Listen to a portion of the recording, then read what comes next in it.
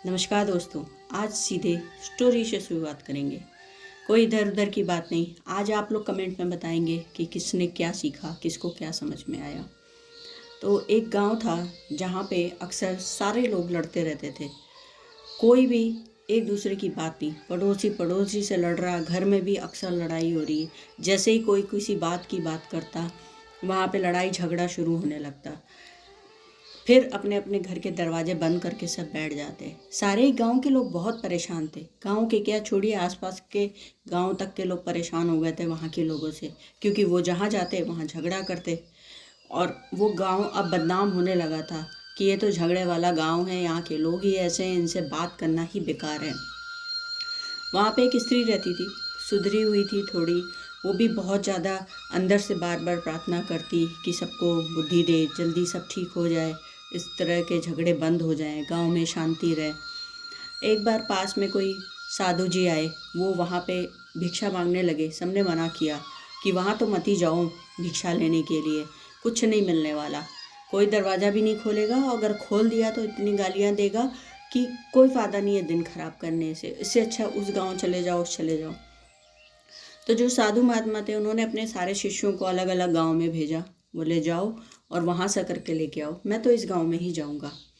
शिष्य ने पूछा भी, बोले बाद में बताऊँगा कि क्यों ही मैंने इस गांव को अपने लिए चुना है, तुम सब जाओ, शाम को मिलते हैं। गुरुजी उस गांव में जाते हैं। सब सा दरवाज़ा खटखटाम देते हैं कि भिक्षाम देही, भिक्षाम देही, लेकिन आधे से ज़्यादा लोग दरवाज़ा नहीं खोलते, सुनते। खुला है तो बंद कर देते। और जो बाहर बुज़ुर्ग बैठे थे उनसे बोलते तो वो यही कहते, आगे बढ़ो, यहाँ क्या मांगने आए हो, हमारे पास कुछ नहीं है। जो भी मन में आ रहा था, जिसके वो बोल रहा था। करते करते शाम हो चुकी थी। साधु जी भूख से व्याकुल थे। तो जब उस स्त्री के घर के पास से वो निकले, वहाँ भी उन्होंने उसी तरीके से दरवाज़ा खटखटाया और बोला भिक्षाम देही, भिक्षाम देही। स्त्री आई, पहले तो देखा, बोले बाबा क्या हुआ, पूरे गांव से कहीं कुछ नहीं मिला तेरे को, यहाँ ज़रूरत ही क्या थी आने की, लोगों ने तुम्हें बताया नहीं? तो उसने कहा हाँ बताया था, लेकिन मैं आ गया। फिर भी आप कुछ दे सकती हैं तो बताइए। स्त्री गई अंदर, रोटी पड़ी थी और कुछ सब्जी वो लेकर के आई और दी, और बोला बाबा यहाँ कल मत आना। लेकिन साधु मुस्कुराया, धन्यवाद किया और अपनी ओर चल पड़ा। दूसरे दिन फिर वही हुआ। सुबह सुबह फिर साधु महाराज उसी गांव में। शिष्य मना कर रहे थे, वो मुस्कुराए, बोले तुम लोग जाओ, शाम को हम फिर मिलेंगे। और फिर वो सारा दिन उसी गांव में जाते, मांगते, फिर सुनते, और फिर जब उस स्त्री के घर के पास से आते तो कुछ ना कुछ मिल जाता। ऐसे ही 3-4 दिन हो गया। तो एक दिन स्त्री ने बोला, बाबा आप आ रहे हो, सिर्फ मेरे अलावा कोई नहीं देता आपको, आप आते क्यों हो यहाँ पे, मेरी समझ नहीं आता। अगर आ ही रहे हो तो इन मूर्खों को समझाओ, कुछ अच्छी बातें बताओ, कुछ ज्ञान की बातें बताओ, जिससे इनका मन परिवर्तित हो, लड़ाई झगड़ा बंद करें। तो साधु महात्मा जी एकदम से गुस्से में आ करके ऊंची आवाज़ में बोलते हैं, मैं यहाँ पे भिक्षा लेने आया हूँ, ना कि किसी को ज्ञान देने, ना ही किसी के लिए ज्ञान बांटने, मैं शांति बांटने नहीं आया हूँ।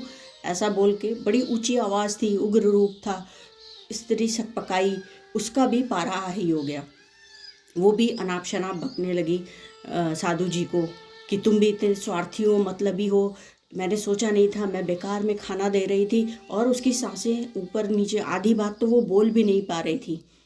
फिर साधु अचानक से शांत हुआ, मुस्कुराया और बोला, देवी शांत, मैं यहाँ पे आया तो इसीलिए हूँ, लेकिन आप भी देखिए, मुझे लगा था कि आप अलग हैं, लेकिन एक मेरी ज़रा से बात पे आपका रिएक्शन देखिए, आप मेरी ऊंची आवाज़ पे गई हैं, आप बातों के मर्म को नहीं समझी।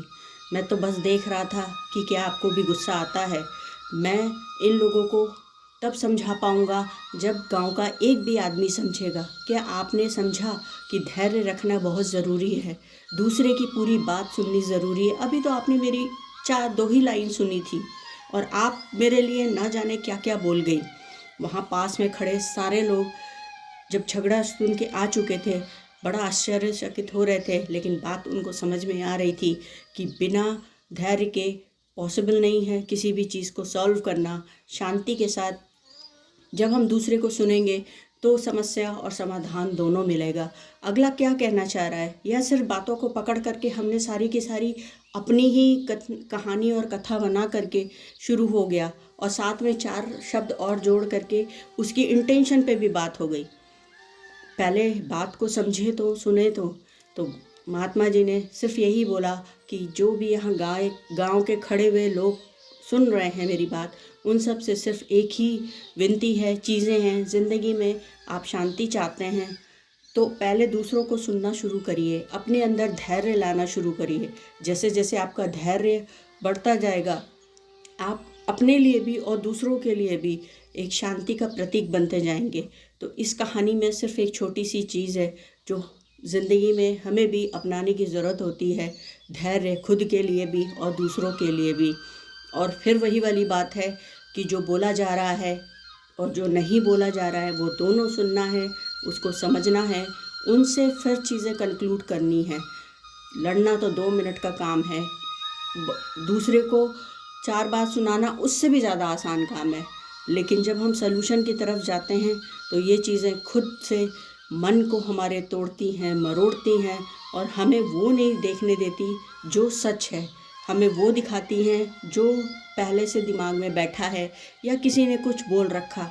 जैसे कि सारे गांव में फैल रहा था कि लोग लड़ाके हैं, लेकिन कोई भी वहाँ पे आके ना तो समझा रहा था, ना सुनना चाहता था, ना धैर्य के साथ कोई सलूशन चाहता था।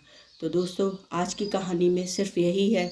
बात समझ में आती है तो लाइक शेयर कमेंट बनता है। कमेंट आप करेंगे तो मुझे ये पता चल जाएगा कि क्या वाकई आपको ये चीज़ पसंद आ रही है, नहीं आ रही है, या कोई और ऐसी चीज़ जो मेरे से छूट जाती है आप बोलेंगे तो उस पर भी पढ़ने को मिलेगा, जानने को मिलेगा और बोलने को मिलेगा। आज के लिए इतना ही, कल फिर मिलते हैं। तब तक के लिए थैंक यू सो मच।